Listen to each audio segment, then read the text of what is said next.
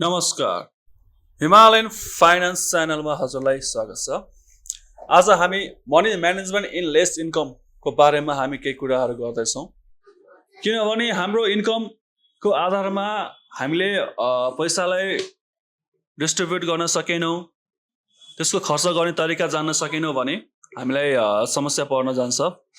त्यसकै बारेमा हामी कसरी सहज गर्न सक्छौँ, थोरै इन्कममा पनि पैसालाई कसरी भविष्यमा राम्रो रिटर्न दिने तरिकामा हामी लग्न सक्छौँ भन्नेहरू बारेमा आज हामी केही छलफल गर्दैछौँ। जस अन्तर्गत money management in less income अन्तर्गत इन्कम कुनै पनि इन्कमलाई हामीले सुरुमा एक्सपेन्सेस, सेभिङ र इन्भेस्टमेन्टको तरिका अपनायो भने चाहिँ त्यो रङ तरिका हुन जाँदैछ।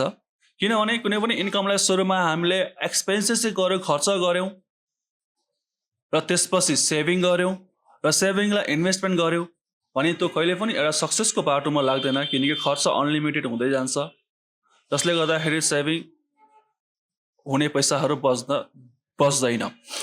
अर्को भनेको इन्कमलाई हामीले सुरुमा सेभिङ गऱ्यौँ, त्यसपछि इन्भेस्टमेन्ट गऱ्यौँ र त्यसपछि एक्सपेन्सेस गऱ्यो भने चाहिँ एउटा राइट पोजिसन हुन जान्छ र यसले रिटर्न पनि भविष्यमा राम्रो दिन्छ। किनभने मानौ इक्जाम्पल एकछिनलाई हामीले वर्षको कुरा गरौँ, 1 लाख रुपियाँ इन्कम छ अरे र इन्कमलाई हामीले 30,000 रुपियाँ सेभिङ गरेर राख्यौँ र त्यो 30,000 सेभिङलाई हामीले इन्भेस्टमेन्टमा पार्टमा लाग्यौँ बाँकीलाई एक्सपेन्सेसको खर्च गर्न गऱ्यो भने मनमा पनि एउटा के किसिमको आनन्द मिल्छ भने मसँग सेभिङ छ, मसँग इन्भेस्टमेन्ट छ भएको पैसाको र बाँकी बचेको पैसाले हामीले एक्सपेन्सेस गरिरहेछौँ भने पनि फ्युचरमा अहिलेको बचतले पछि रिटर्न दिन्छ भन्ने एउटा कन्फिडेन्स रहन्छ र इन्कम हाइली हुने चान्सेस मेन्टल्ली बढी हुन्छ यो तरिका अप्नायो भने।